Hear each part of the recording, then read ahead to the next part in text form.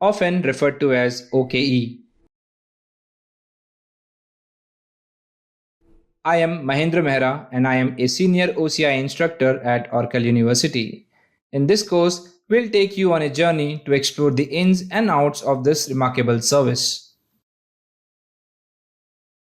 So, what exactly is OKE? Well, Oracle Cloud Infrastructure Container Engine for Kubernetes is a fully managed, scalable, and highly available service that empowers you to effortlessly deploy your containerized applications to the cloud. But that's just the beginning. Let's dive deeper and explore how OKE can transform the way you and your development team build, deploy, and manage cloud native applications. One of the defining features of OKE is the flexibility it offers. You can specify whether you want to run your applications on virtual nodes or opt for managed nodes. Regardless of your choice, Container Engine for Kubernetes will efficiently provision them within your existing OCI tenancy on Oracle Cloud Infrastructure. Creating OKE cluster is a breeze, and you have a couple of fantastic tools at your disposal: the console and the REST API. These make it super easy to get started. Let's go to the core of it. OKE relies on Kubernetes, which is an open source system that simplifies the deployment, scaling, and management of containerized applications across clusters of hosts. Kubernetes is an incredible system that groups containers into logical units known as pods. And these pods make managing and discovering your applications very simple. Not to mention, Container Engine for Kubernetes uses Kubernetes versions that are certified as conformant by the Cloud Native Computing Foundation, also abbreviated as CNCF. And here's the icing on the cake. Container Engine for Kubernetes is ISO compliant. We adhere to ISO IEC standards 27001, 27017, and 27018. That's your guarantee of a secure and reliable platform. Now, how do you access all this power? You can define and create your Kubernetes cluster using the intuitive console and the robust REST API. Once your clusters are up and running, you can manage them using the Kubernetes command line, also known as kubectl, the user-friendly Kubernetes dashboard, and the powerful Kubernetes API. Now let's talk about the magic behind the scenes. All the master nodes or control plane nodes are managed by Oracle. This includes components like etcd, the API server, and the controller manager, among others. To ensure reliability, we make sure multiple copies of these master components are distributed across different availability domains. And we don't stop there. We also manage the Kubernetes dashboard and even handle the self-healing mechanism of both the cluster and the worker nodes. All of these are meticulously created and managed within your Oracle tenancy. But at your end, you have the power to manage your worker nodes. Using different compute shapes, you can create and control them in your own user tenancy. So as you can see, it's a perfect blend of Oracle's expertise and your control. Let's talk about why OKE is your go-to solution for all things Kubernetes.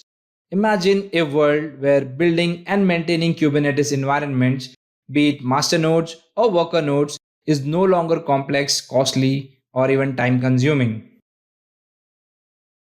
OKE is here to make your life easier by seamlessly integrating Kubernetes with various container lifecycle management products, which includes container registries, CI/CD frameworks, networking solutions, storage options, and top-notch security features.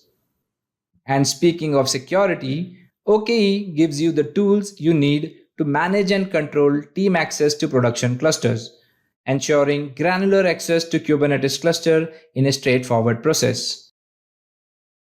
In a nutshell, OKE offers a wealth of benefits. It empowers developers to deploy containers quickly, provides DevOps teams with visibility and control for seamless Kubernetes management, and brings together Kubernetes container orchestration with Oracle's advanced cloud infrastructure.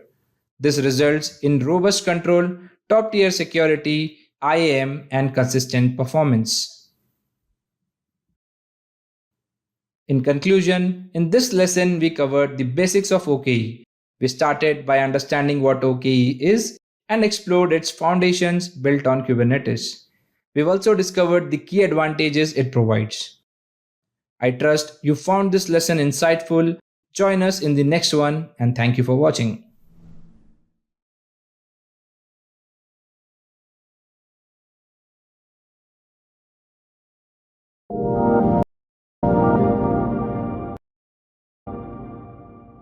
Hello and welcome to this lesson on basic clusters and enhanced clusters overview.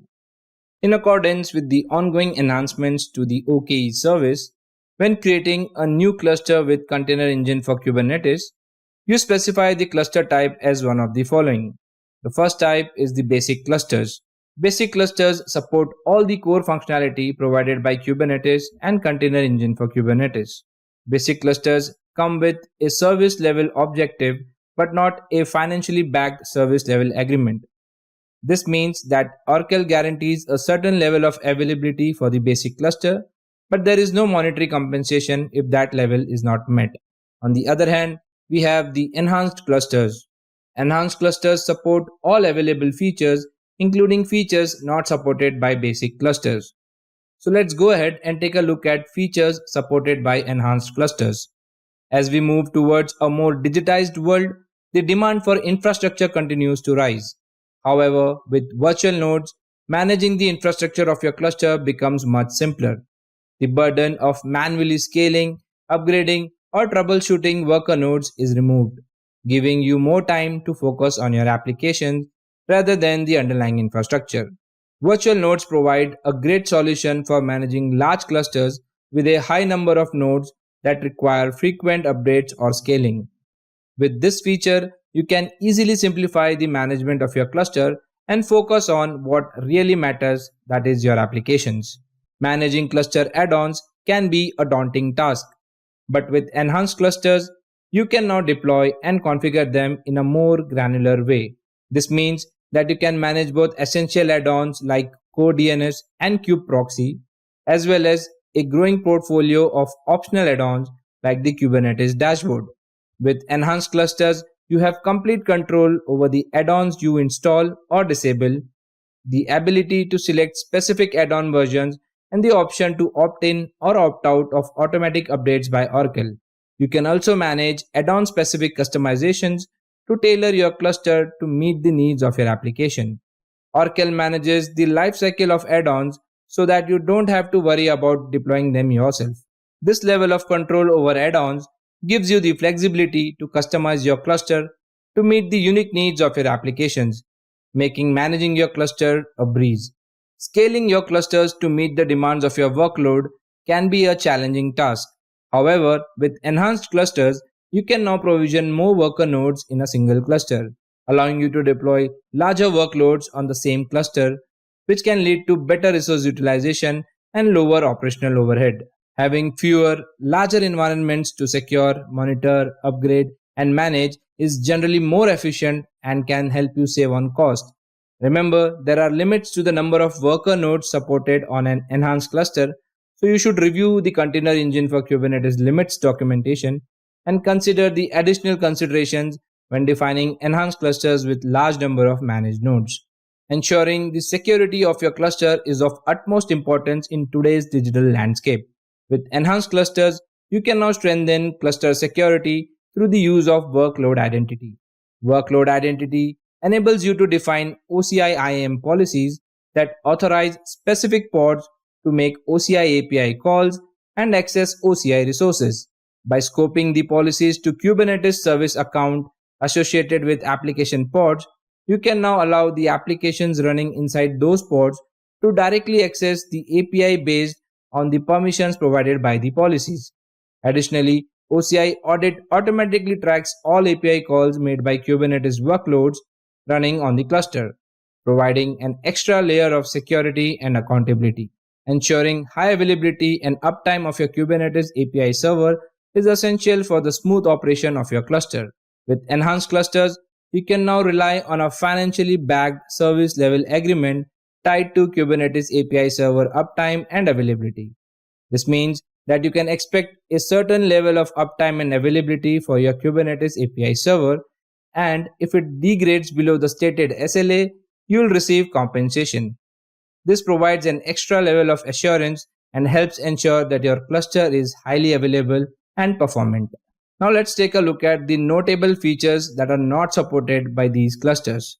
So talking about the basic clusters, notable features which are not supported by basic clusters are the virtual node pools, fine-grained cluster add-on deployment and configuration, workload identity for enhanced security, increased numbers of worker nodes, and again, financially backed service level agreement. So these are not supported by basic clusters. On the other hand, enhanced clusters support all features supported by basic clusters, plus the ones that we saw in the previous slide. Let me talk about a few points to remember while creating basic and enhanced clusters. When using the console to create a cluster, a new cluster is created as an enhanced cluster by default, unless you explicitly choose to create a basic cluster. If you don't select any enhanced features during cluster creation, you have the option to create the new cluster as a basic cluster. When using CLI or API to create a cluster, you can specify whether to create a basic cluster or an enhanced cluster. If you don't explicitly specify the type of cluster to create, a new cluster is created as a basic cluster by default. Creating a new cluster as an enhanced cluster enables you to easily add enhanced features later, even if you didn't select any enhanced features initially. If you do choose to create a new cluster as a basic cluster, you can still choose to upgrade the basic cluster to an enhanced cluster later on. However, you cannot downgrade an enhanced cluster to a basic cluster. These points are really important while you consider selection of a basic cluster or an enhanced cluster for your usage. To wrap up, we learned about two types of cluster in OCI OKE, basic and enhanced. Enhanced clusters come with additional features and a financially backed SLA, while basic clusters provide core functionality without the added features. When creating a cluster, you have the option to choose between these two types. I hope you found this lesson interesting. See you in the next one. Thanks for watching.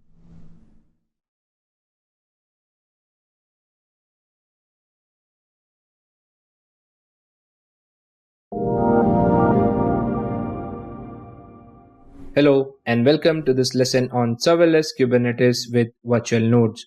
I am Mahindra Mehra and I am a senior training lead and evangelist with Oracle University. So let's get started.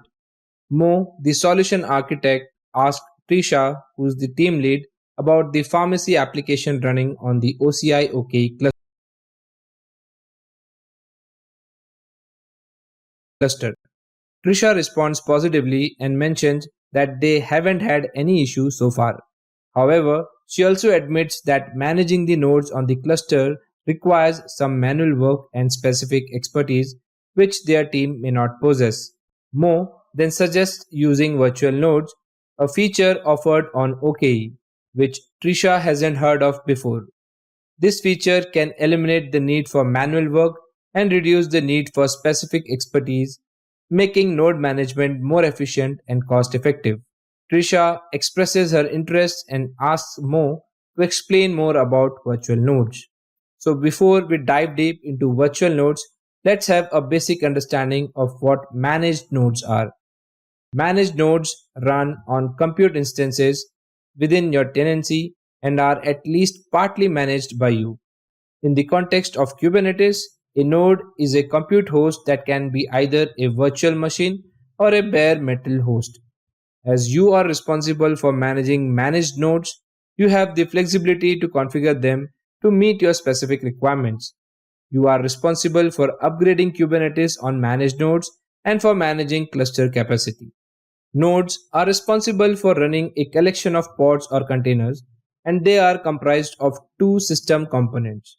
The two most important components are the kubelet, which is the host brain, and the container runtime, such as CRI-O or Containerd. Nodes have unique requirements that are specific to your workloads, such as GPUs, local NVMe drives, RDMA use cases, ARM or x86 architectures, and various other scheduling requirements. By targeting your workloads to specific nodes based on your requirements, you can optimize performance and resource utilization for your specific use cases. So now that we have an understanding of how managed nodes operate, let's go ahead and understand the virtual nodes. Virtual nodes, on the other hand, are fully managed and highly available nodes that look and act like real nodes to Kubernetes. They are built using the open source CNCF Virtual Kubelet project, which provides the translation layer between OCI and Kubernetes. Also note, OCI is the first major cloud provider to offer a fully managed virtual kubelet product that provides a serverless Kubernetes experience through virtual nodes. Virtual nodes are configured by customers and are located within a single availability and fault domain within OCI. Virtual nodes have two main components: pod management and container instance management. Virtual nodes delegates all the responsibility of managing the lifecycle of pods to virtual kubelet, while on a managed node, the kubelet is responsible for managing all the lifecycle state. A key distinction of virtual nodes is that they support up to 1,000 pods per virtual node, with the expectation of supporting more in the future. We will go over this in greater detail in the following lessons. So let's do a quick overview of the virtual nodes. Virtual nodes offer a fully managed experience where customers don't have to worry about managing the underlying infrastructure of their containerized applications. Virtual nodes simplify scaling patterns for customers. Customers can scale their containerized application up or down quickly without worrying about the underlying infrastructure, and they can focus solely on their applications. With virtual nodes, customers only pay for the resources that their containerized application use. This allows customers to optimize their costs and ensures that they are not paying for any unused resources. Virtual nodes can support over 10 times the number of pods that a normal node can. This means that customer can run more containerized applications on virtual nodes, which reduces operational burden and makes it easier to scale applications. Customers can leverage container instances, a serverless offering from OCI, to take advantage of many OCI functionalities natively. These functionalities include strong isolation and ultimate elasticity with respect to compute capacity. To wrap up, virtual nodes on OCI OKE offer a serverless Kubernetes experience, allowing customers to focus solely on their containerized application without worrying about managing the underlying infrastructure. I hope you found this lesson useful. See you in the next one. Thank you so much for watching.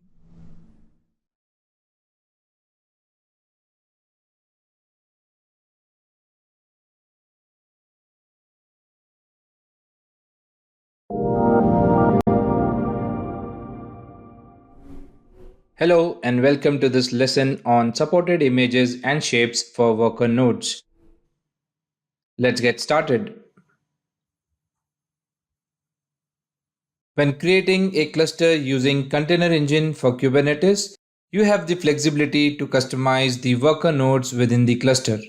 Now, this customization includes specifying two key elements. Firstly, you can select the operating system image to be used for worker nodes. This image serves as a template for the worker node's virtual hard drive and determines the operating system and other software installed. Secondly, you can choose the shape for your worker nodes. The shape defines the number of CPUs and the amount of memory allocated to each instance, ensuring it meets your specific requirements. This customization empowers you to tailor your OKE cluster to your exact needs. It is important to note that you can define and create OKE clusters using both the console and the REST API. This level of control is especially valuable for your development team when building, deploying, and managing cloud native applications. You have the option to specify whether applications should run on virtual nodes or managed nodes, and Container Engine for Kubernetes efficiently provisions them on Oracle Cloud Infrastructure within your existing OCI tenancy. This flexibility ensures that you can adapt your OKE cluster to suit the specific requirements of your projects and workloads. Moving on to the topic of supported images for managed nodes.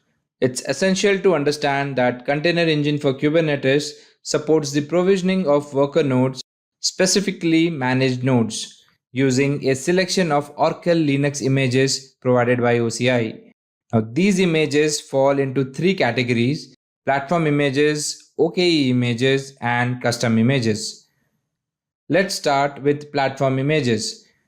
Platform images are supplied by Oracle and exclusively contain an Oracle Linux operating system. When a compute instance hosting a managed node boots up for the first time, Container Engine for Kubernetes downloads, installs, and configures all the required software. To explore the platform images currently supported by Container Engine for Kubernetes using the CLI, you can check the supported images in the Data Sources section of the response by entering the command given on the screen. Keep in mind that the platform image names may or may not include a CPU architecture reference and do not include OKE in their names. For example, as you can see on screen, we have two outputs, Oracle Linux 8.5 and Oracle Linux 7.9. Both of them do not specify the CPU architecture, as well as there is no mentioning of OKE in their names. Let's discuss OKE images. The OKE images provided by Oracle are designed on the foundations of platform images. These OKE images are optimized to serve as the base image for the managed nodes. They come pre-configured with all the necessary settings and required software, ensuring a seamless experience. When creating and updating clusters and node pools, you have the option to choose OKE images as the base image for managed nodes. This choice significantly reduces the time it takes to provision managed nodes at runtime compared to using platform images or custom images. In fact, the use of OKE images can cut managed node provisioning time by more than half when compared to platform images. To discover the OKE images currently supported by Container Engine for Kubernetes, you have two options. If you prefer using console, simply select OKE images as the image source in the Browse All Images window during the custom create workflow. We'll be taking a look at it during one of our demos. This will allow you to view the list of supported OKE images. Alternatively, if you are using the CLI, you can examine the supported images in the Data Sources section of the response by entering the following command as shown on the screen. OKE images name have a specific format, making them easily distinguishable. They typically follow the format platform image name -OKE Kubernetes version -OKE build number. For example, the platform image name here is Oracle Linux 8.7 Gen 2 GPU and the date -OKE the Kubernetes version, which is 1.25.4 the OKE build number, which is 549 in this case. You must ensure compatibility. If you specify a Kubernetes version when creating and updating node pools, the OKE image you select must have the same version number as the node pool. Custom images provide you with the flexibility to design your own worker node images that suit your specific requirements. These custom images can be based on both the supported platform image and OKE images. If you are using OKE images as the foundation for your custom images, remember that OKE images are specific to a particular Kubernetes version and CPU architecture. A custom image typically contains an Oracle Linux operating system, and it can incorporate additional customizations, configurations, and software that were in place when you created the image. When provisioning managed nodes within a node pool, you can choose to use your own custom image instead of one of the predefined Oracle Linux images. Note that Container Engine for Kubernetes only supports custom images that are based on one of the Oracle Linux images returned by the OCICE node pool options get command. Now, to provision managed nodes using a custom image, you need to work with the CLI or API and specify the OSID of the custom image when creating the node pool.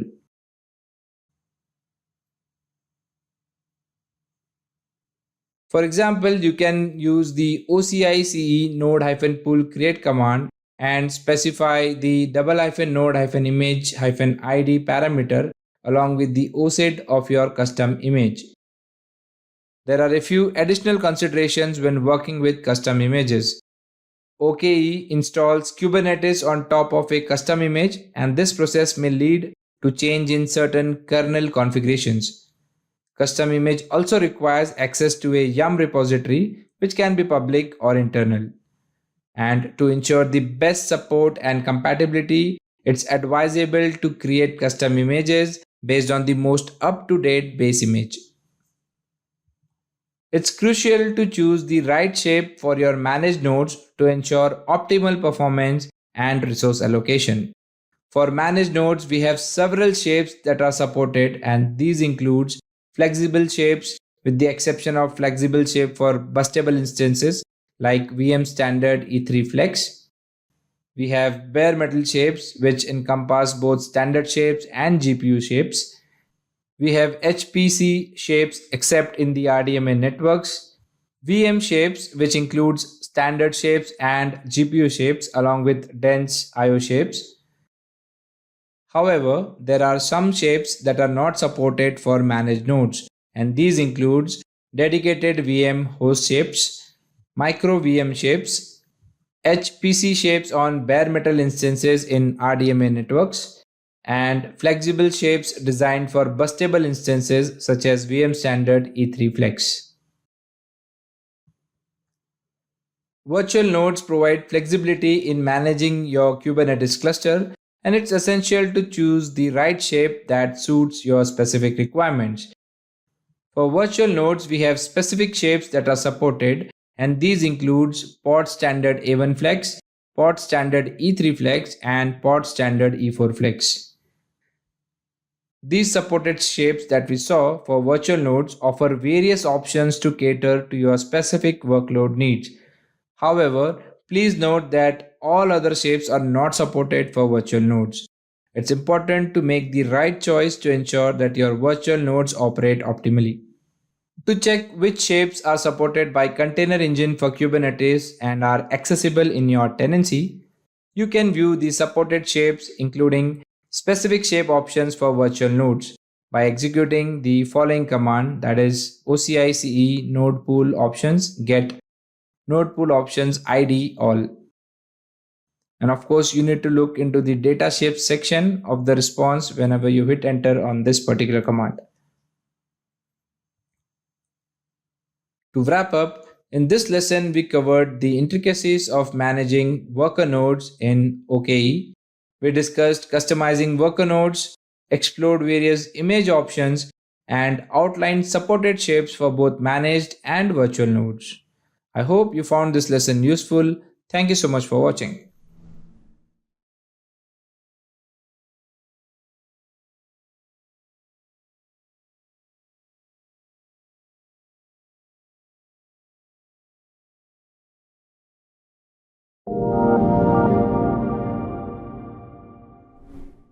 Hello and welcome to this lesson on prerequisite to create an OKE cluster.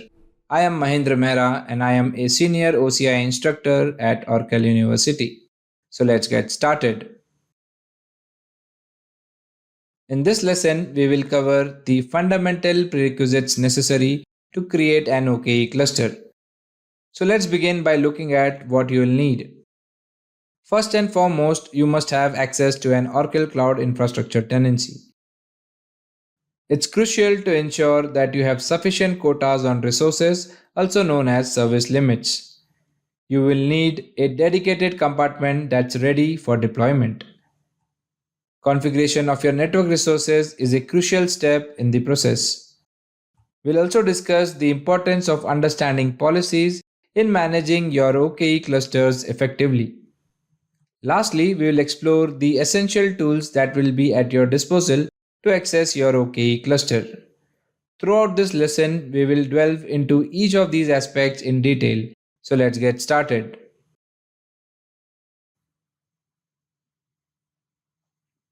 The first step to success is gaining access to an Oracle Cloud Infrastructure tenancy. A tenancy refers to your Oracle Cloud account. And here's the good news: OKE, or Container Engine for Kubernetes, is available in all Oracle Cloud Infrastructure regions. This means, regardless of the region you are in, you are well positioned to make the most of OKE.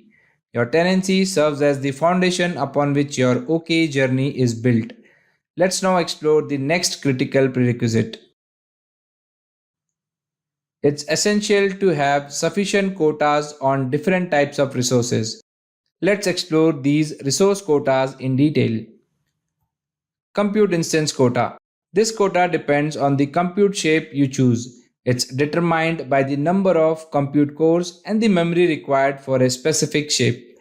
For instance, creating a Kubernetes cluster with managed nodes and managed node pools require at least one compute instance. However, for a highly available cluster in a region with three availability domains, you will need at least three compute instances, one in each domain. Block volume quota. If you plan to create Kubernetes persistent volumes, ensure there's enough block volume quota in each availability domain to fulfill the persistent volume claim. Make a note that these claims should request a minimum of 50 gigabytes. Load balancer quota. If you are considering creating a load balancer to distribute traffic between nodes running a service in your Kubernetes cluster, make sure there's sufficient load balancer quota available within the region. When creating clusters, sufficient VCN and subnet quota must be available in the region. Now, in our preparation checklist, we come to the need for a ready to deploy compartment within your tenancy. This compartment is where we'll house the essential network resources, including a virtual cloud network, subnets, internet gateways, route tables, and security list. If you haven't already set up this compartment, you will need to create it. It's important to note that these network resources can exist in the root compartment, but here's a best practice tip. If you anticipate multiple teams creating cluster, it's advisable to create a dedicated compartment for each team. This ensures organization and simplifies management. Now let's proceed to the next step of our preparation. The next vital aspect is configuring network resources within the compartment. These resources include components like virtual cloud networks, subnets, internet gateways, route tables, and security lists. These components must be set up correctly in each region where you plan to create and deploy clusters. The best practice here is to opt for regional subnets, making failover across availability domains easier to manage. When creating a new cluster, you can choose to have Container Engine for Kubernetes automatically create and configure these network resources for you, or you can specify existing network resources. If you go with the later option, these resources should already be correctly configured. Now that we understand the importance of configuring network resources, let's proceed to our next prerequisite. Let's talk about policies. To create and manage clusters effectively, you need to belong to one of the following groups. Firstly, the Tenancy Administrators Group. This group carries the necessary permission to oversee Container Engine for Kubernetes. Alternatively, you can be part of a group to which a policy grants the appropriate Container Engine for Kubernetes permissions, which we will cover further in the upcoming lessons. Remember, policies play a crucial role in granting and managing permissions, so ensure that you are part of the right group or have the appropriate policies in place.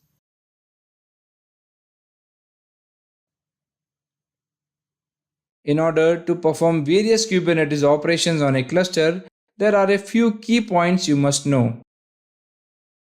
First and foremost, you need to have the Kubernetes command line tool, also known as kubectl, at your disposal. You can either use the installation included in the Cloud Shell or set up a local installation of kubectl. We'll explore accessing a cluster using kubectl later on. Additionally, you must configure your own kubeconfig file for the cluster, a crucial step which we will cover in the upcoming lesson. Remember, each user must set up their own kubeconfig file. You cannot access a cluster with a kubeconfig file configured by another user. Last but not the least, to effectively interact with the cluster, you must have the appropriate permissions in place. As I already mentioned, we will look into the access control and policies in the upcoming lessons. As we conclude this lesson, we covered the essential prerequisites for preparing to create an OKE cluster. In the following lessons, we'll explore each of these prerequisites in depth to ensure you are well equipped for the journey ahead. Thank you for watching, and I'll see you in the next lesson.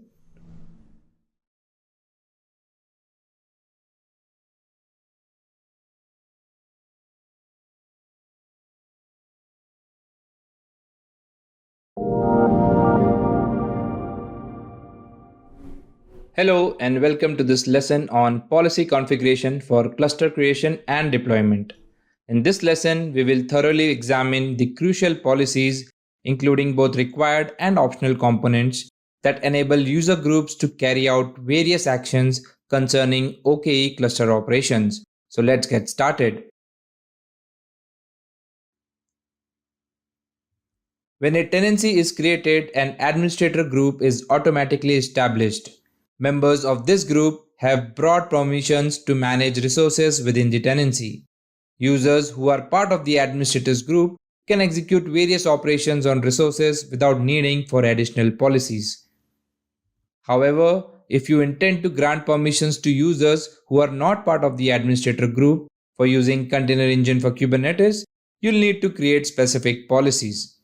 These policies empower user groups, enabling them to carry out actions on resources within the tenancy or individual compartments.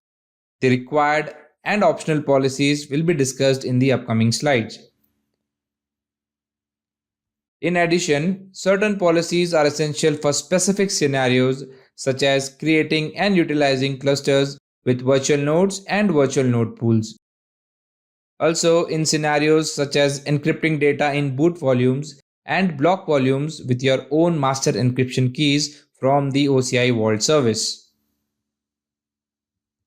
It's worth noting that the Kubernetes RBAC authorizer can also be used for enforcing fine-grained access control for users on particular cluster through Kubernetes RBAC roles and cluster rules. Moving on, to enable users to effectively use OKE for tasks like creating, updating, and deleting clusters as well as node pools, you need the following required policy statements.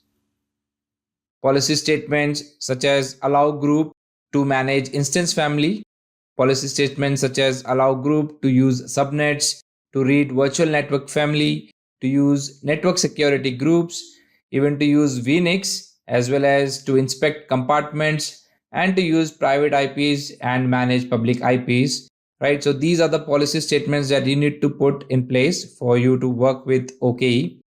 And you must make sure that you replace group name with the name of the user group, as well as the location placeholder with either tenancy if you're creating the policy in the tenancy's root compartment, or you can replace the location with a compartment name if you're creating the policy in an individual compartment. To ensure comprehensive access to cluster-related resources, we have a catch-all policy, and this single policy statement grants groups the authority to manage cluster family resources within the given location. In essence, it empowers all users with administrator level privileges concerning any cluster-related resources. Also note that the specific type of cluster you are working with may influence necessity of certain required policy statements. For VCN native clusters where the Kubernetes API endpoint is fully integrated within your VCN, the use of private IPs policy is always required. However, the use of public IP policy statement is only essential if you have selected the option for cluster to have a public IP address. Additionally, when dealing with clusters where the public Kubernetes API endpoint is in an Oracle managed tenancy, you won't need the use VNix, use private IPs, and manage public IPs policy statements.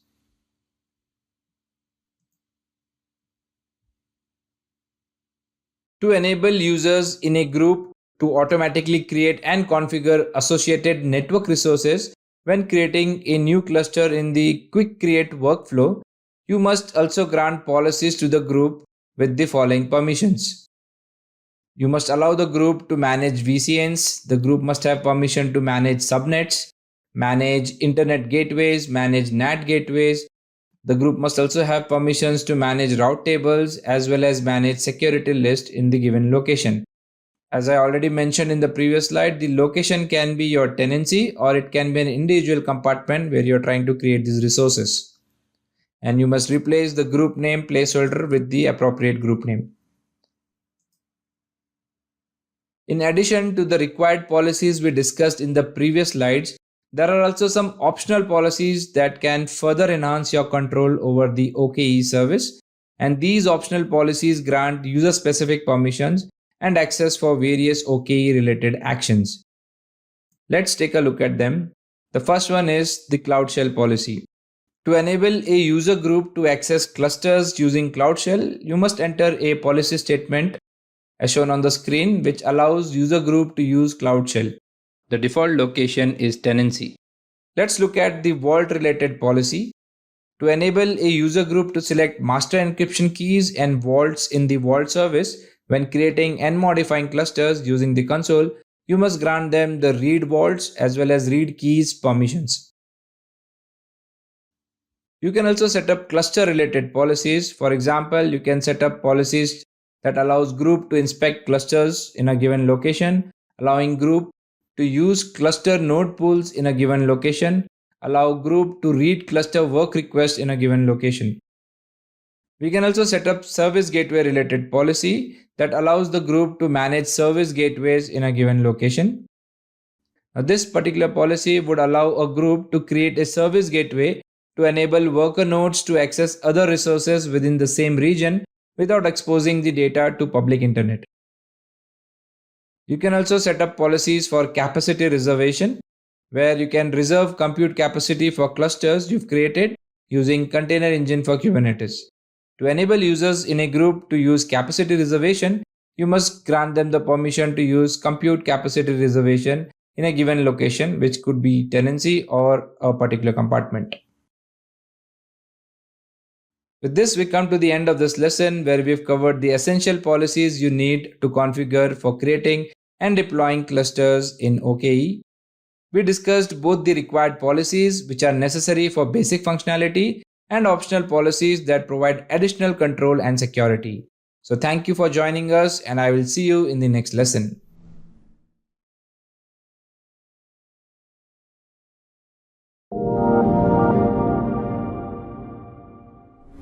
Hello and welcome to this lesson on creating Kubernetes clusters using console workflows. In this lesson, we will explore different ways to create an OKE cluster. So let's get started. Whether you are a member of the tenancies administrator group or have been granted the necessary permissions through policies, we'll walk you through the steps to configure your cluster.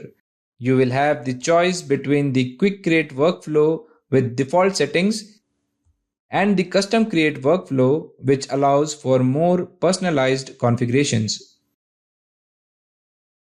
Let's understand the quick create workflow, an expedited method for creating a new Kubernetes cluster in Oracle Kubernetes Engine. This approach is designed for swift deployment, allowing you to utilize default settings to get your cluster up and running with just a few clicks. One of the advantages of Quick Create is its automatic creation of necessary network resources. including regional subnets for Kubernetes API endpoint, worker nodes, and load balancers. The load balancer's regional subnet is public, while you can specify whether the regional subnets for Kubernetes API endpoint and worker nodes are public or private. Please note that to create a cluster using the quick create workflow, you need to belong to a group that's been granted the necessary permissions through policies. Let's understand custom create workflow, which provides you with maximum control over the creation of your new Kubernetes cluster. With custom settings, you can tailor your cluster properties, including encryption, exactly to your preferences. Additionally, you have the precision to specify existing network resources for your cluster, choosing between public or private subnets for the Kubernetes API endpoint, worker nodes, and load balancers. But what makes the custom create workflow truly unique is the flexibility it offers. You can define node pools immediately when creating the cluster, or you have the option to delay this step. In fact, you can even start with a cluster that has no node pools and then add them later on. Creating a node pool free cluster can be particularly advantageous, especially if you plan to install Calico or a network policy provider for Kubernetes. It's advisable to create a cluster initially without node pools. This avoids the need to recreate pods once the installation is complete. Installing Calico before creating node pools is a recommended best practice for a smoother and more efficient deployment. Besides using quick create and custom create workflow in the console, you can create clusters via the CLI and API. Let's navigate to the official documentation, and here you will find comprehensive information about CLI and API options for managing your OCI resources, including OKE cluster. Here, as you can see, we have three options: console, CLI, and API. When I click on the CLI tab, it outlines the command line interface options for configuring and managing your OKE resources. And when I click on the API tab, you can use the create cluster operations to create a cluster. So when I click on this link over here, this page details information on how to use the create cluster operation using several SDKs like Java, Python, and many more, as you can see on the screen.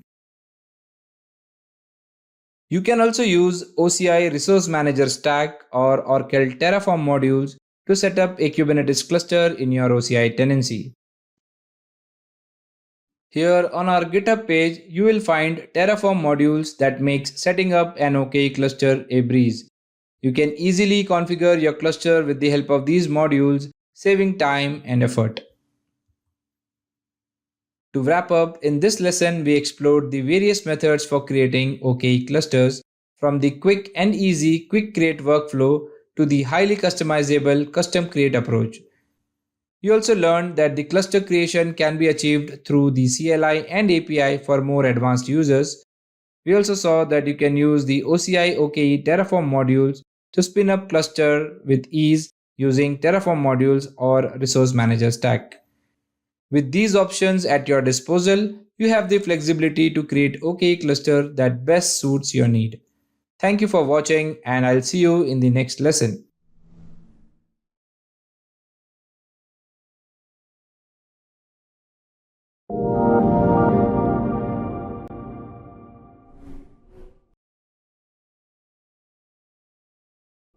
Hello and welcome to this lesson on network resource configuration for custom cluster creation and deployment. So let's get started. In this lesson, we will explore the key network resources required for configuring a custom OKE setup, such as VCN configuration, subnet configuration, internet gateway configuration, NAT gateway configuration, service gateway configuration, route table configuration, DHCP option configuration, and security rule configuration in network security group and or security list. These resources are vital for the smooth deployment of your clusters. First up, let's take a look at VCN configuration. VCN configuration is the bedrock of your custom OKE cluster and it's crucial to get it right. Here are some compelling reasons why VCN configuration deserves your utmost attention. Your VCN must have a properly defined CIDR block that's spacious enough to accommodate all the critical cluster resources. This includes the Kubernetes API endpoint, worker nodes, pods, and load balancers. A /16 CIDR block like 10.0.0.0/16, for example, is generally sufficient for most use cases.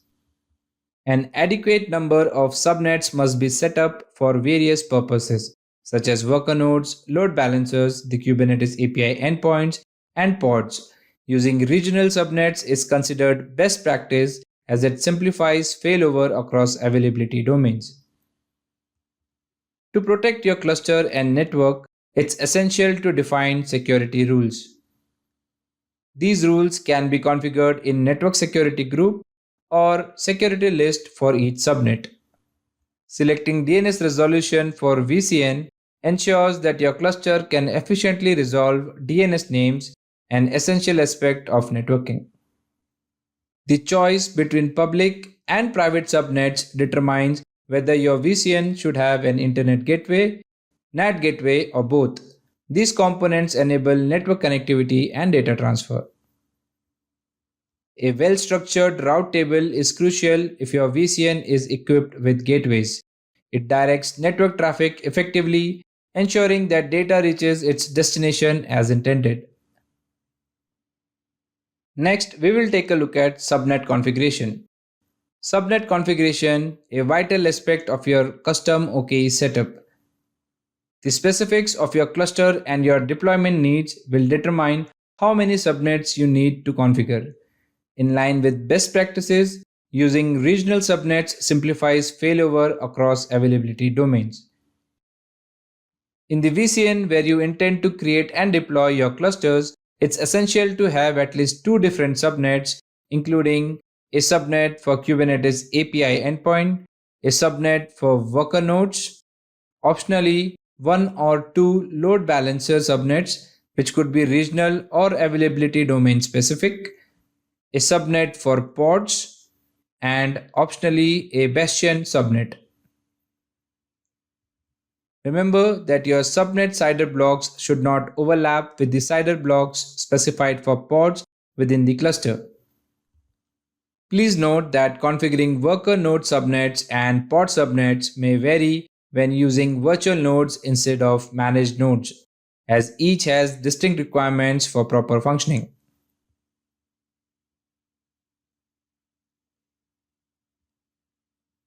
Internet gateway configuration. This is essential when your custom OKE cluster involves public subnets that require internet access. Let's break down why this is crucial. First, if you plan to use public subnets for components like worker nodes, load balancers, or Kubernetes API endpoints, you must have an internet gateway. Public subnets are designed to interact with the internet, but the gateway is the key that makes this possible. The Internet Gateway serves as the entry and exit point for data traveling to and from the Internet. To make this work seamlessly, you need to specify the Internet Gateway as the target for the destination CIDR block 0.0.0/0 within your route table. NAT Gateway configuration. This is also a key element for custom OKE clusters that utilize private subnets. Here's why NAT Gateway is crucial. When you are planning to deploy components like worker nodes, the Kubernetes API endpoints, or pods in private subnets, you might still need internet access for various reasons. Private subnets offer enhanced security, but they lack direct access to internet. A NAT gateway bridges this gap. To enable private subnets to access the internet securely, a NAT gateway must be in place. It acts as an intermediary, allowing your resources within private subnets to initiate outbound connections to the internet. To make this work effectively, you need to specify the NAT gateway as the target for the destination CIDR block 0.0.0/0 in one of your route tables. Service gateway configuration plays a vital role in your custom OKE cluster setup, And here's what you need to know.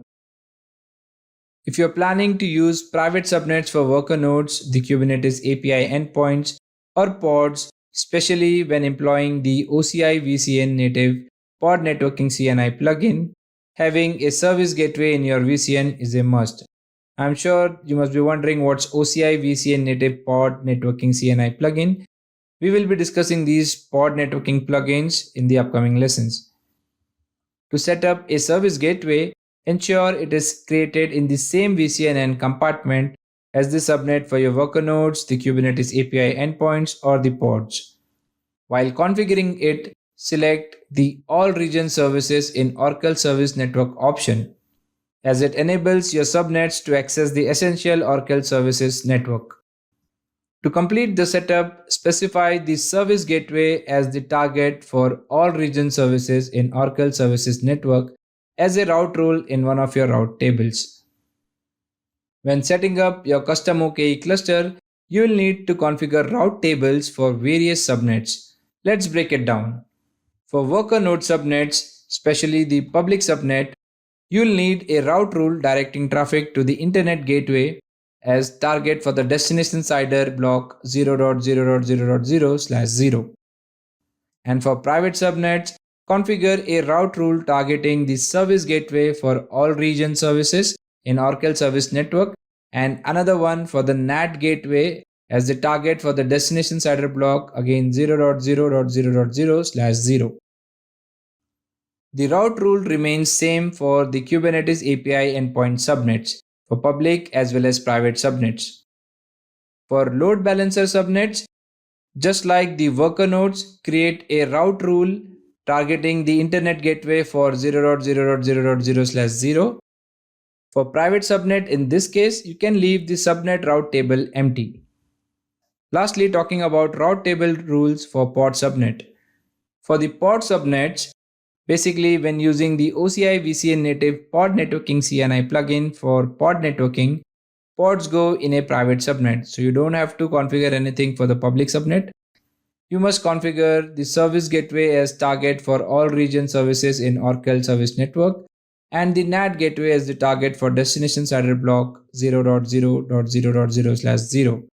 These configurations ensure proper routing within your custom OKE cluster. Now let's discuss DHCP options configuration. Again, this is crucial for your VCN. So for your VCN where you plan to create and deploy clusters, you need to make sure that the DHCP options are correctly configured. Fortunately, the default settings for DNS type, which is Internet and VCN Resolver, is perfectly suitable. This ensures that your VCN's domain name system is in a good shape.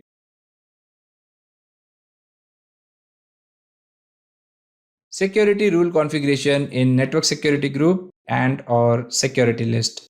The VCN where you are planning to create and deploy your cluster should have a well-defined security rules. These rules can be specified in two ways. First, in the network security groups, which is the recommended approach.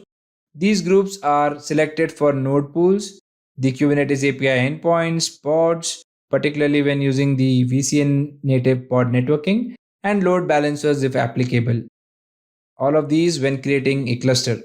Second, you can define security rules in security list that are already associated with the subnets designated for worker nodes, Kubernetes API endpoint, pods, and load balancers. One essential point to note, if you choose to specify security rules in both network security group and security list, all these security rules are applied, essentially forming the union of the security rules. Keep in mind that the worker nodes, the Kubernetes API endpoint, pods, and load balancers have distinct security rule requirements. If necessary, you can add extra rules to cater to your specific needs. Within the realm of security, OKE demands a comprehensive set of rules to ensure the safety and integrity of your clusters. Due to the extensive nature of these rules, we have made it simple for you. Rather than overwhelming you with an exhaustive list of security rules here in this slide deck, we've made it convenient for you to access the latest and the most detailed information directly from the official Oracle documentation. Let's switch to the browser and let me quickly show you the official documentation where you have access to all the security list and the rules. So this is the official documentation, and within the container engine you can search for preparing for container engine for Kubernetes, and there's this page on network resource configuration for cluster creation and deployment. On this page, when you scroll down, you will find a comprehensive breakdown of the specific security rules that are required to configure various aspects of your OKE environment, including security rules for Kubernetes API endpoints, which includes both ingress and egress rules, security rules for worker nodes, security rules for pod subnets. You must also specify security rules for bastion subnets based on your use case.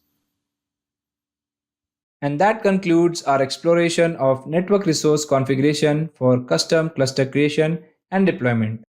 We've ventured into the essential components of setting up a custom OKE cluster, covering everything from VCN and subnet configuration to DHCP options and security rules.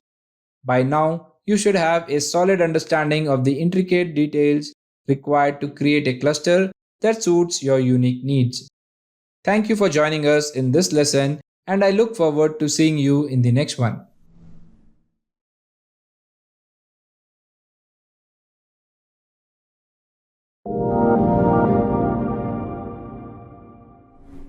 Hello and welcome to this lesson on network resource configuration for cluster creation and deployment. In this lesson, we will cover some of the examples of how you might configure network resources when using the custom create workflow to create highly available clusters in a region with 3 availability domains. So let's take a look at our first example, which is cluster with Flannel CNI plugin having private Kubernetes API endpoints, private worker nodes, and public load balancers. As you can notice in the diagram, the Kubernetes API endpoint lies within the public subnet, the worker nodes lies in the private subnet, and the load balancer lies in the public subnet.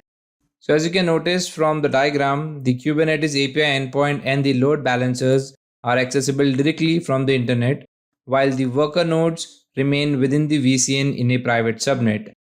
Keep in mind the Kubernetes API endpoint defaults to a private IP address, but we can expose it to the internet by selecting a public subnet and specifying a public IP address. You can also notice a bastion host within the bastion subnet, which is hosted in a private subnet. Now, this is useful in cases where you wish to SSH into your worker nodes or Kubernetes API endpoints. The connectors going in and out of these subnets basically defines the ingress and egress rules that you must have for these subnets in order to have those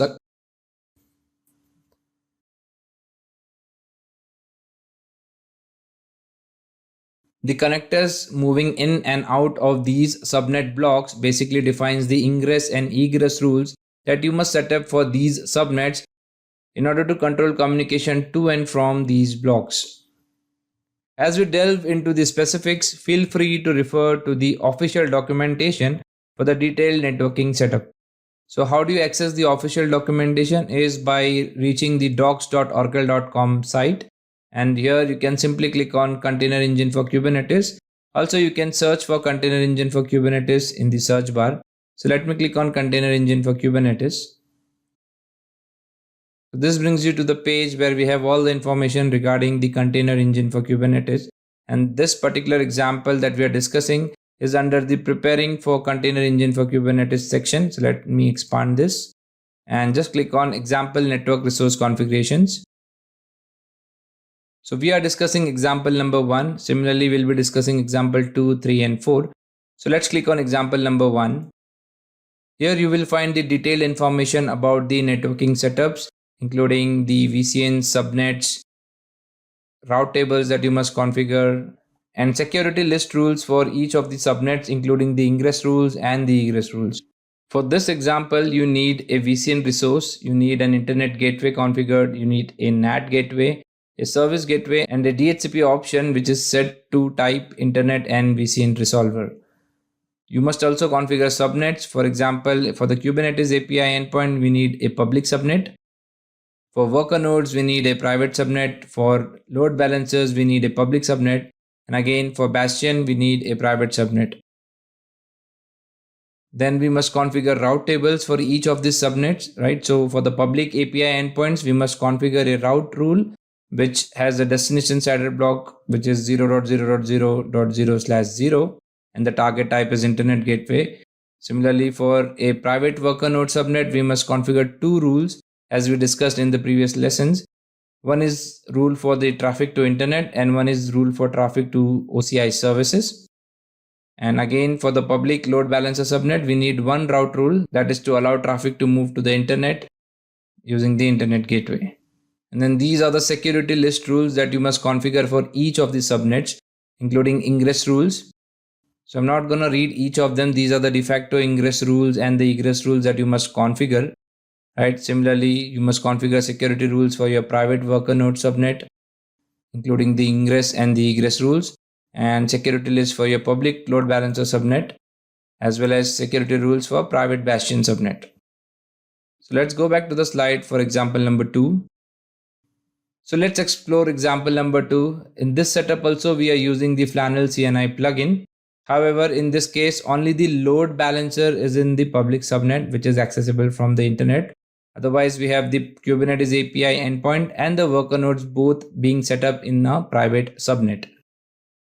And we do this basically to ensure added security and control so that your API endpoint and the worker nodes are not exposed to the internet. In any case, if you wish to access these resources, you can always do it using a Bastion host. The detailed setup for example number 2 is available in the official documentation. As you can see over here in example number 2, we have all the resources that you must configure to set up example number 2, including the VCN and other resources, subnets, as well as the route tables and the security list rules.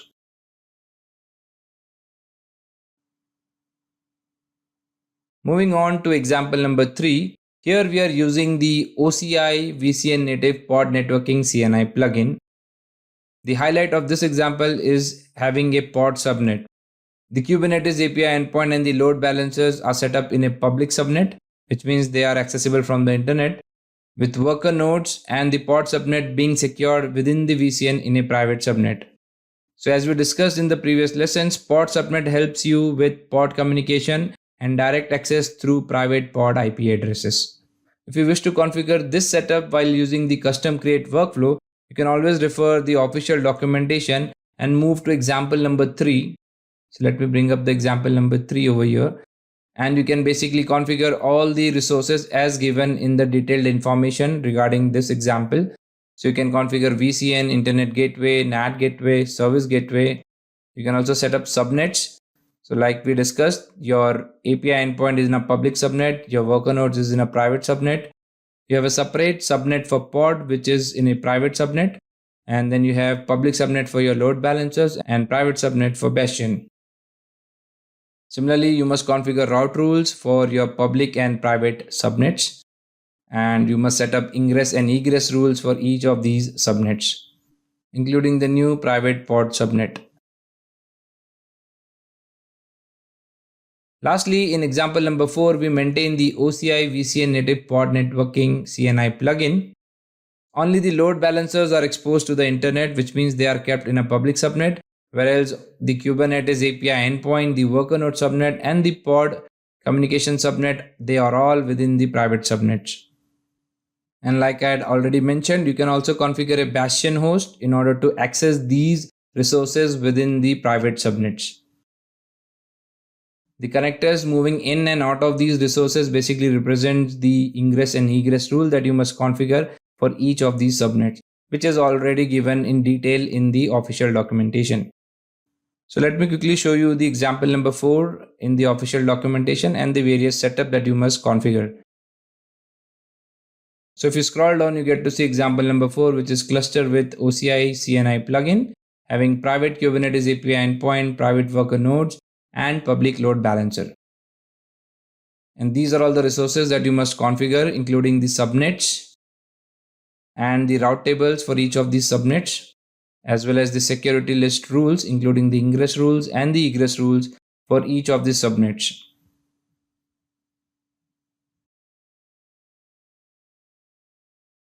I'll be covering one of these examples in details while we set up a Kubernetes cluster using the custom create workflow.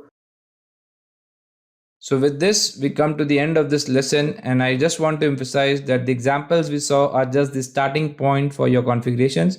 For more detailed insights and a comprehensive understanding of setting up the required networking and security resources, I encourage you to refer the official documentation. Thank you for being here. Excited to have you back for our next lesson. See you there.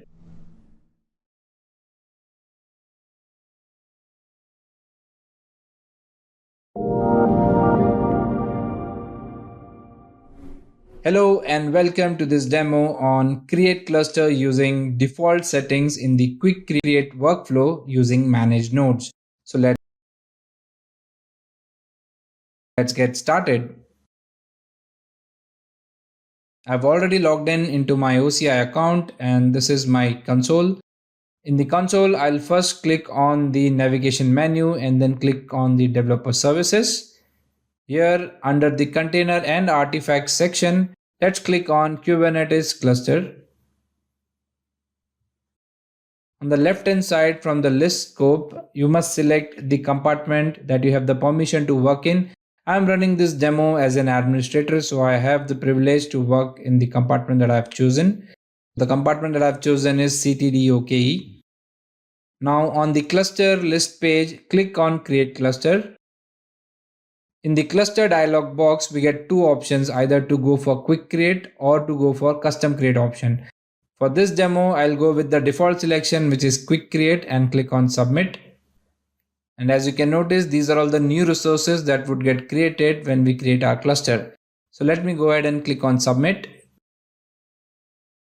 On the cluster create page, either just accept all the default configuration details for the new cluster, or we can specify alternatives. So let me go ahead and change the name here.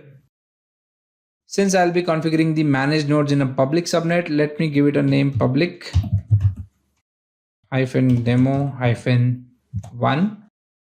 This is the exact compartment where I want to create this cluster. So let's go ahead. Under the Kubernetes version, you get to select the Kubernetes version you wish to run on the control plane nodes and the worker nodes of the cluster. So either accept the default version, which is currently version 1.27.2, or we can select a version of our choice from the list. I'll go with the default selection. The Kubernetes API endpoint section defines the type of access to the cluster's Kubernetes API endpoint. You can either select private endpoint or go for public endpoint. When you select private endpoint, a regional private subnet is created and the Kubernetes API endpoint is hosted in that subnet. So the Kubernetes API endpoint is assigned a private IP address. But if you go for a public endpoint, a public regional subnet is created and the Kubernetes API endpoint is hosted in that subnet. And of course, the Kubernetes API endpoint is assigned a public IP address as well as a private IP address. So let me go with the default selection, which is public endpoint. Under the node type section, you must specify the type of worker nodes in the first node pool in the cluster. Now you have two options, managed or virtual. I'll go with the managed node selection.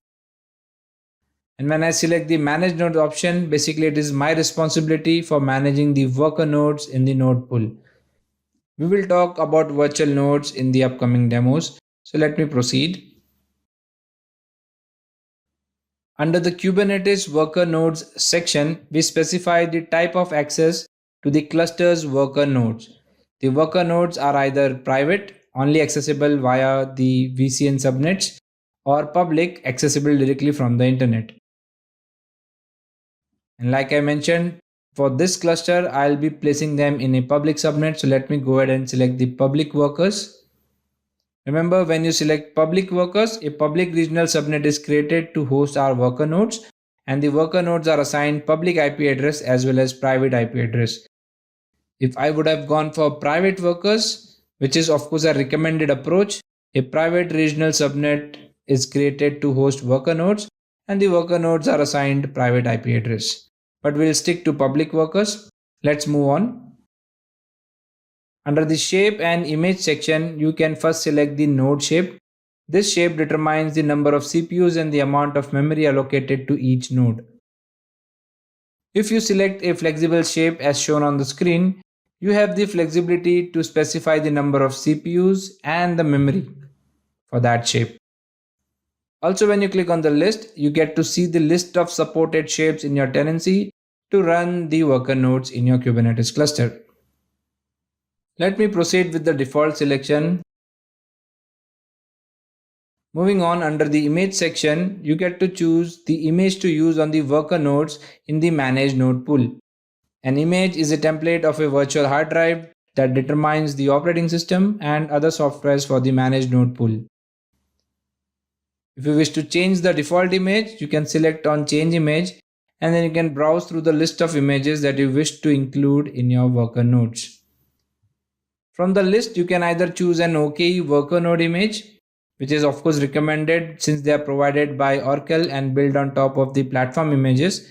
These serves as the base image for your worker nodes with all the necessary configuration and the required software. Whereas if you go for the platform images, these are provided by Oracle and only contain an Oracle Linux operating system.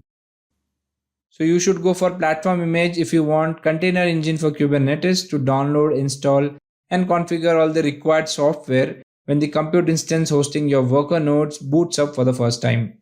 So I'll go ahead with the default selection, that is the OKE worker node image, Oracle Linux 8. At the very bottom, we get to specify the node count. Node count here specifies the number of worker nodes to create in the node pool, which will be placed in the regional subnet created for the cluster. Now, remember, the nodes are distributed as evenly as possible across availability domain in a region, or in case of a region with single availability domain, across different fault domains in that availability domain. Now let's click on show advanced options. Under advanced option, you get an option to specify boot volume, image verification, and add an SSH key as well as add labels. Boot volume and image verification will be covering in the later demos. For now, I will add an SSH key so that in the later demos, we will see how to connect to managed nodes using SSH. So in order to add an SSH key, you get multiple options to choose from. You can either generate an SSH key pair, you can paste your existing key, or you can upload a public key file which is in .pub format. In our case, let's go to the Cloud Shell and create an SSH key. So let me go to the Cloud Shell. Basically, in the future demos, we will see how to connect to the managed nodes in private and public subnets using SSH. Which is why I am creating my SSH key pair in the Cloud Shell machine. So let me first go to the default SSH directory in my home directory. Let me maximize the Cloud Shell for better viewing. Let me also clear the screen. Let me go ahead and generate an SSH key pair, for which I'll be using the command ssh-keygen. Let's hit enter. It says enter file in which to save the key. Let me use the default file name. Just hit enter here. It's asking to enter a passphrase. Let me hit enter. I'll leave it blank. Let's hit enter again. As you can notice, it has generated an SSH public private key pair for us. Let me do an ls command over here and see we have the id_rsa, which is our private key, as well as id_rsa.pub, which is our public key. Let me clear the screen. Now let me open up. Now let me copy the content of public key first. So for which I'll use the cat command.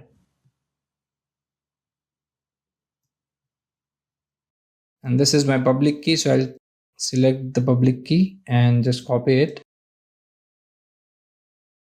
And minimize the Cloud Shell here. And let's select paste a public key option and paste our SSH public key in this box. So the public key that I pasted here will get installed on all the worker nodes in the cluster. You can also set labels for your worker node. This is an optional thing. Basically, setting a label can help you targeting of workloads at a specific node pool. Let's go ahead and click on next. On this page, we can review all the details that we have entered for the new cluster, including the name, the cluster type, the cluster version, as well as the network details and node pool details. Now remember, if you have not selected any of the enhanced cluster features, and if you want to create the new cluster as a basic cluster rather than the enhanced cluster, we can choose to create it as a basic cluster by checking this box over here. For this demo, I'll be creating a basic cluster. So I've checked the basic cluster over here. And if you notice in the review details section, you get to see that the cluster type has changed to basic. Once we review all the details, we can click on create cluster over here. Let me click on create cluster. And as you can see, the new network resources are now getting created for this cluster, which includes VCN, internet gateways, route tables, security lists, subnets, and after which it creates the cluster and the node pools for that cluster. So let me close this window. Initially, the new cluster appears in the console with a status of creating, as you can see over here. And once the cluster is created, it has a status of active and this turns green. So let's wait till it turns green. You can also check the status of your cluster creation by clicking on the work request in the resources section. And here you get to see the status of your cluster creation. As you can see, the cluster create is in progress and the node pool create has been accepted. So first the cluster gets created and then the node pool gets created and gets attached to the cluster.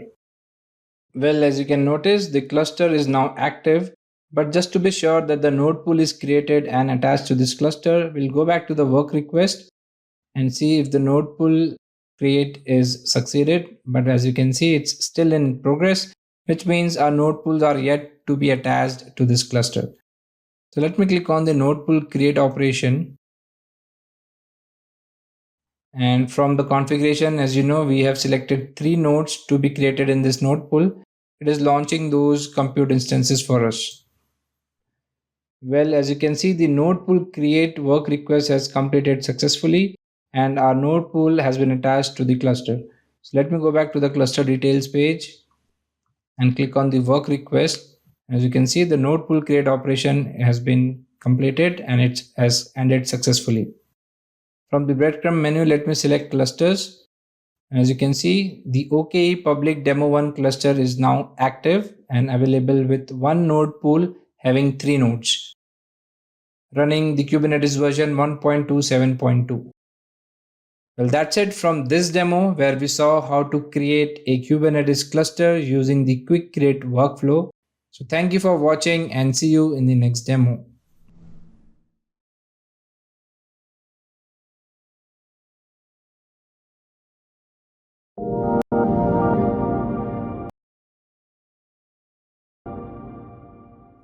Hello and welcome to this demo on Create Cluster with explicitly defined settings in the custom create workflow and attach managed nodes to the cluster.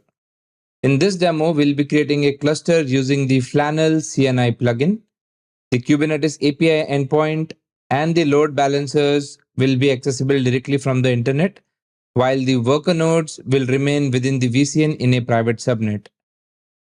Initially, we will be setting up all the required networking resources like VCN, Internet Gateway, route tables, security list, and then we will proceed with creating the cluster using the custom create workflow. Creating Bastion and Bastion resources is not covered in this demo. In the upcoming lessons, we have covered Bastion and Bastion resources in much detail, so stay tuned for that. For now, let's get started. We have an official documentation that provides detailed information about the setup that I just mentioned. It provides you all the information about the networking resources that you must configure to create a cluster using custom create workflow.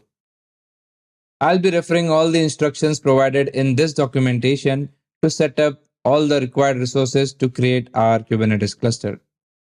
I'll now head back to my OCI console. First thing, from the home page, I will navigate to VCN service. Click on networking. Under networking, we have virtual cloud network. I'll click on virtual cloud network. First up, I'll create a VCN. Let me fill up the details to create this VCN. The CIDR block that I'll be using is /16. We must make sure that the DNS resolution is checked. Next, I'll click on create VCN. Now my VCN is available. I'll go on and create all the other required resources. First up, I'll create Internet Gateway. I'll click on create Internet Gateway. Provide it a suitable name as per the documentation. I'll click on create Internet Gateway. Well, the Internet Gateway is now available. Next, I'll create NAT Gateway. I'll select NAT Gateway from the resources section. Click on create NAT Gateway. Give it a name. Leave everything to default. Click on create NAT Gateway. Next is service gateways. Click on create service gateway. Give it a suitable name. Under the services label, I'll be selecting all PHX service in Oracle Services Network. I'll go ahead and click on create service gateway. I'll close this window. Now I'll create route tables for our subnets. I know we have not created subnets yet, but let me create all the resources that would be required to create the subnets. I'll click on route tables and click on create route table. I'll be giving it a name as defined in the documentation. This is the route table for Kubernetes API endpoint. I'll select add route rule. Under the target type, I'll select Internet Gateway. And in the destination CIDR block, I'll provide open access, that is 0.0.0/0. And within the target Internet Gateway, I'll select my Internet Gateway that I recently created. Let's click on create. Next, I'll create route table for our private worker node subnet. I'll click on add another route rule. And for the private worker node subnets, we'll have to add two rules. One is the rule for traffic to internet. Let me select the target type as NAT gateway and destination CIDR block as 0.0.0/0. And target NAT, I'll select the NAT gateway that we created. I'll click on add another route rule. And here I'll add a rule for traffic to OCI services. Under the target type, I'll select service gateway. Under the destination service, I'll select all PHX service in Oracle Services Network. Under the target service gateway, I'll select service gateway name that we just created. Next, I'll click on create. Now we are left with creating one more route table, that is for our public load balancer subnet. I'll click on create route table again and give it a name. I'll add a route rule for Internet Gateway. Select target type as Internet Gateway. Under destination CIDR, I'll add 0.0.0/0 and select the Internet Gateway. Let's click on create. With this, we've created three route tables for our three subnets. One is for the service load balancer, the other one is for the private worker nodes, and the third one is for the Kubernetes API endpoint subnet, which is a public subnet. Next, we'll create security list for our subnets. I'll click on security list under resources tab and click on create security list. Firstly, I'll create a security list for our Kubernetes API endpoint. I'll add a name to it as per the documentation. For now, I'll create an empty security list with no rules for our Kubernetes API endpoint. Once we create the subnets, I'll come back and we will fill up the rules for both egress and ingress. Now I'll add another security list for our private worker nodes. Similar to the previous security list, I'll leave this empty. I'll create another security list for our load balancer subnet and leave it empty for now. Alright, so we have created all the networking resources. Now the only thing that's left is to create subnets for our Kubernetes API endpoint, worker nodes, and load balancer. I'll proceed to create subnets for these resources. Let's click on create subnet. Give this subnet a name.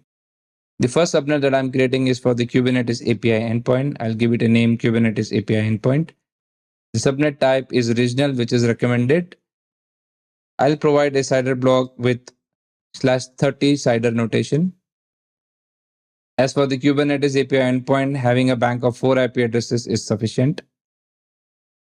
Under the route table section, I'll select the route table we created for Kubernetes API endpoint. Under the subnet access, we'll be going with public subnet for the Kubernetes API endpoint. As you can notice, it is checked already. We must ensure that the DNS resolution is checked, which is checked already. Under DHCP options, we'll go for the default DHCP options for this VCN. And under security list, let's select the security list that we just created, which is seclist-Kubernetes API endpoint. Next, I'll click on create subnet.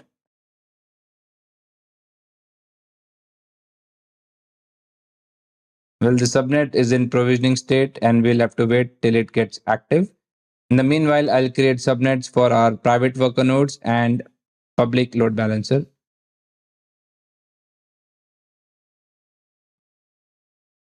Subnet type is regional, which is recommended again. And for the CIDR block field, let me provide a suitable CIDR block.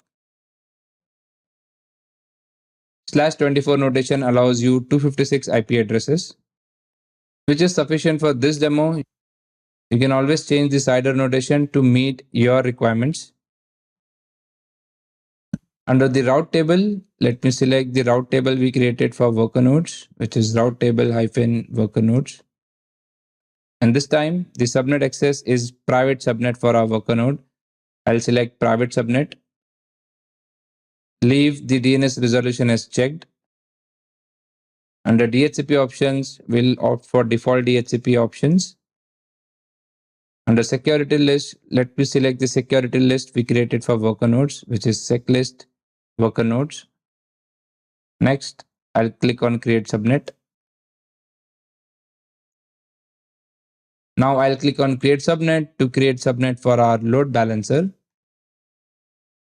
Under CIDR block, I'll use 10.0.2.0/24, which provides me with 256 IP addresses. Under route table, I'll select the route table we created for service load balancers. And like I mentioned, the load balancer will be part of public subnet accessible via the internet, which means we'll have to select the public subnet. That is the default selection. Under DNS resolution, I'll leave the option as checked. And under DHCP options, we must select the default DHCP options for the VCN. Under security list, I'll be selecting the security list we created for load balancer, which is seclist-load balancers. And let's click on create subnet.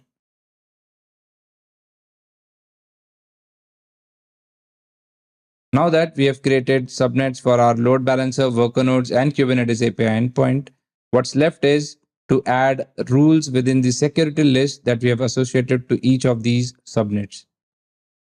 Since this video is getting a bit too long, let me pause here and we will continue in the next video. I hope you're enjoying the demo so far. See you in the next part.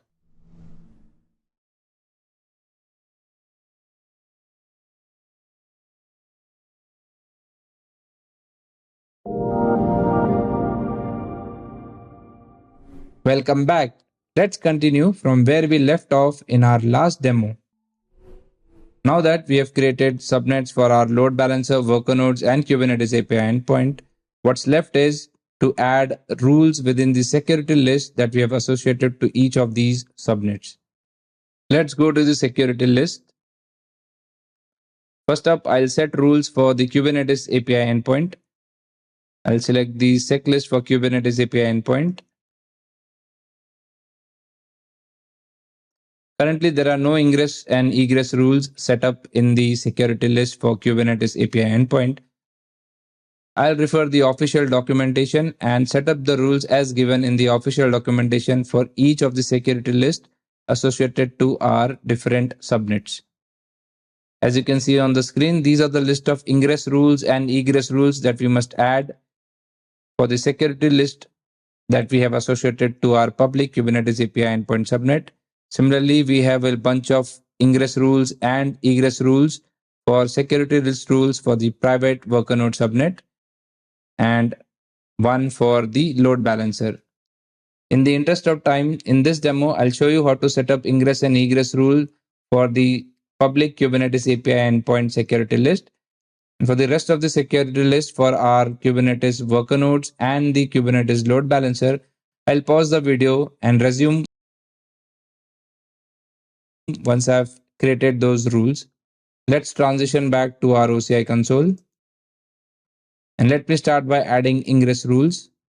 To add ingress rule, I'll click on Add Ingress Rule button over here. The first rule is to allow communication from Kubernetes worker nodes to Kubernetes API endpoint, for which the source CIDR is the CIDR of our worker nodes.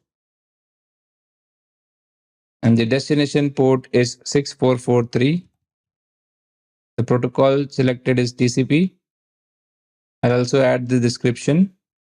Now I'll click on Add Ingress Rule to set up the next rule, which is again for worker nodes to control plane communication. The source CIDR is the CIDR of our worker nodes. The protocol is TCP and the port is 12250. I'll add the description from the documentation. I'll proceed to add another rule. This rule is for path discovery from worker nodes to Kubernetes API endpoint. And since this is the rule for path discovery, the protocol will change to ICMP. The type is set to 3 and the code is 5. Let me add another ingress rule to allow access to the Kubernetes API endpoint from the internet. The source CIDR this time is 0.0.0/0. The IP protocol remains TCP and the destination port here is 6443 as the Kubernetes API endpoint listens on port 6443.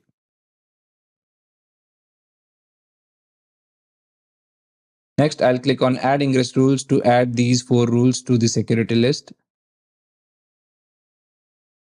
And as you can notice, the 4 rules have been added to our ingress rules.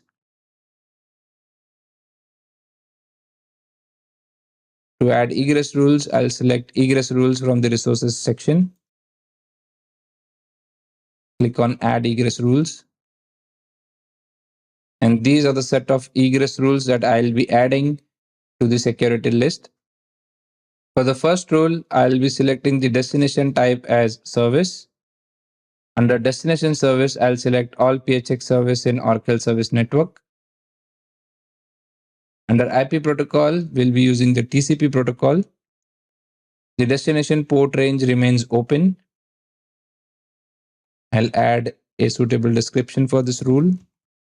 This allows Kubernetes control plane to communicate with the cluster. I'll select Add Another Egress Rule.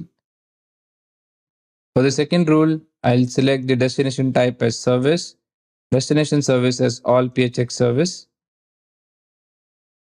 This time the IP protocol is ICMP and the type is 3, code is 4.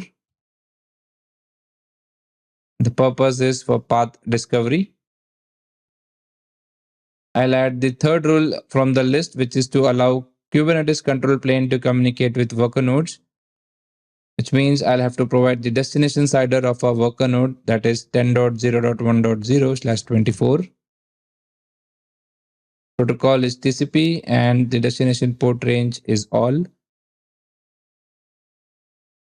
And the final rule is again for path discovery from Kubernetes API endpoint to the worker nodes, which means I'll provide the CIDR for our worker nodes. Protocol has to change to ICMP. The type is 3 and the code is 4. The purpose is path discovery. Next, I'll click on add egress rules. And this is how we have added the 4 rules as specified in the official documentation. Now, in the interest of time, I'll pause the video here and come back when I've filled up the security rules as defined in the documentation for our load balancer subnet as well as the worker node subnet. Well, I have populated all the security list rules as defined in the official documentation for the remaining security list, that was for load balancers and worker nodes. I'll quickly show it to you. I'll select the security list for worker nodes first. And these are the set of ingress rules and the egress rules that I've defined in it as per the documentation. Let's head back. And this one's for the load balancer, where I've added ingress rules to allow traffic on port 443 and 80. Now, adding an ingress rule for the load balancer completely depends on application. You can either go for an internet CIDR or go for a specific CIDR here.